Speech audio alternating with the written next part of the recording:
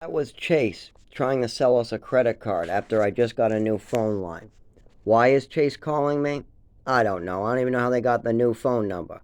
Apparently, Dave might be giving it away again. That 84-year-old senile old man who is needing a shelter or a home, but he can't get one due to society being so messed up and him making really bad choices like being a sex offender. But if nobody helps him, then he's free to commit more sex offenses and hurt more children. So people like that should not be allowed to just wander the woods, wander shelters from place to place with no oversight. So I help the lepers of this world, just like I follow Jesus. Jesus helped the lepers. Now, something I want to talk about in this video. Oh, and by the way I answered and got off the phone with Chase is I said, "Who are you looking for?" Because we only speak to people who know who they're looking for. And she didn't have a name, so she hung up. She just wanted to sell me something. It was Chase, so I knew. I just said, "Who are you looking for?"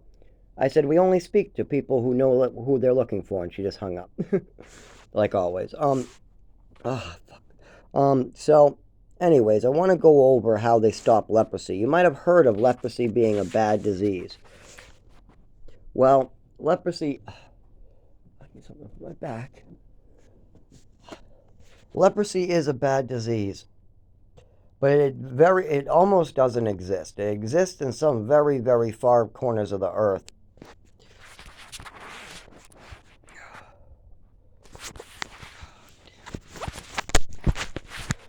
Um, Leprosy still exists in some corners of the earth, but Jesus said to wash their feet and not judge the lepers, right?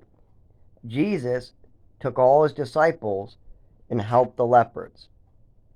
So, what do people do during the 1700s, 1800s, 1900s, 16? What did people do in the past to make leprosy a rare disease that none of us have to worry about? Tell me, do you have to worry about catching leprosy? Has anybody in your family caught leprosy? Have you shook hands with a person with leprosy? Probably not. Why? Because a lot of Christians and Catholics like me decided to spend the time with the lepers, trying to help them, trying to make sure their disease doesn't spread. And by doing this for hundreds and hundreds of years, as people cared more and more about the lepers and health and disease, we now don't have to deal with that disease no longer.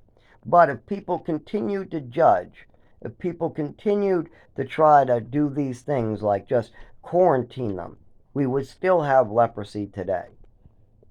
Because quarantining a disease that spreads from person to person that easily, and a disease that can be caught so easily by everybody, will not cure. First, we have to study the leopards. We have to care about the leopards.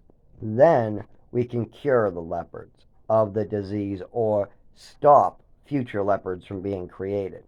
Well, what are the leopards of today? Back when Jesus was around, leprosy was a disease that everybody hated. They thought they could kill the people, take their land, quarantine them, take their children away. So leprosy back then is you got sick, your skin rotted, your insides rotted.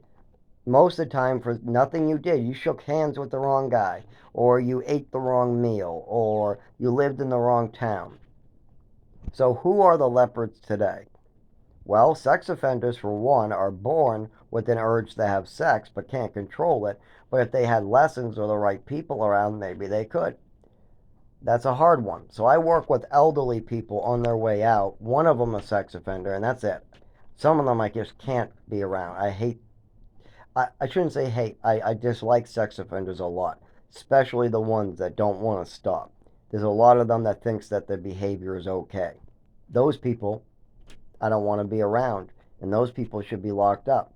But there's an 84-year-old I live with who's a sex offender, and he wants to get better.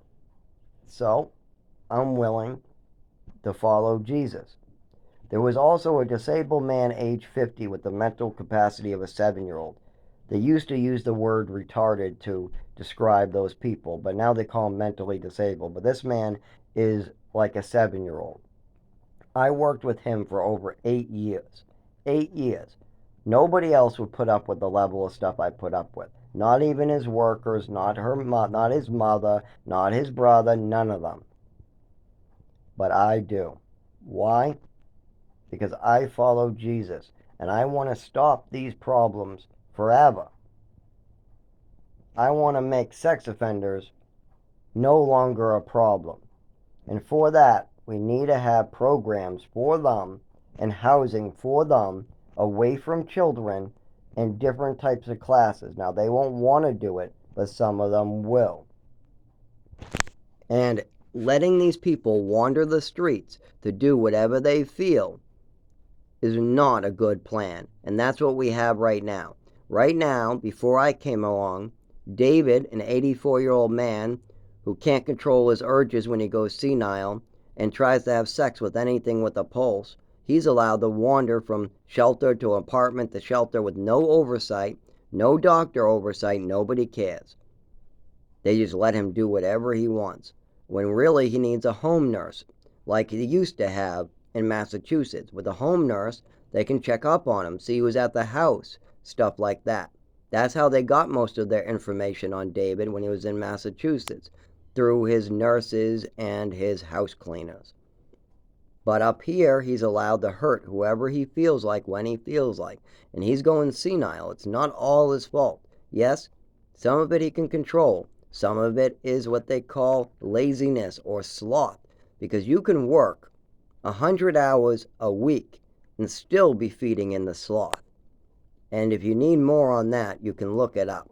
You can look up what sloth really is. It's a little different than laziness. You can work 100 hours in 1 week and still be feeding in the sloth. And this is the problem out there. People do not want to fix anything. They want their lives to be easier. That's not what I ask for. I ask for God to give me strength so I can do God's work and so I can overcome the challenges in my life. But I do not ask for my life to be easy. Because if I do, my life becomes harder and I might have to hurt other people. I see so many people trying to make their lives easy and then making other people get hurt. Like speeding. Like you want to get there sooner. You want to make your life easier by driving faster. And then you don't have the time to respond and you kill a child. You kill the 10-year-old child because you were going 100 in a 60 because you wanted your life to be easier. That's what I'm talking about. I'm talking about having 3 martinis at supper and driving your kid and your wife home drunk because you don't want to call a taxi and be embarrassed. You want your life to be easy, so you're going to drive drunk home and put everybody in danger. That's the stuff I'm talking about. You ask God for strength and you do what you have to do in that situation. You call the taxi. You ask God for strength and you do God's work. Putting other people in danger is not God's work. You can't ask God for strength and then drive your child home drunk.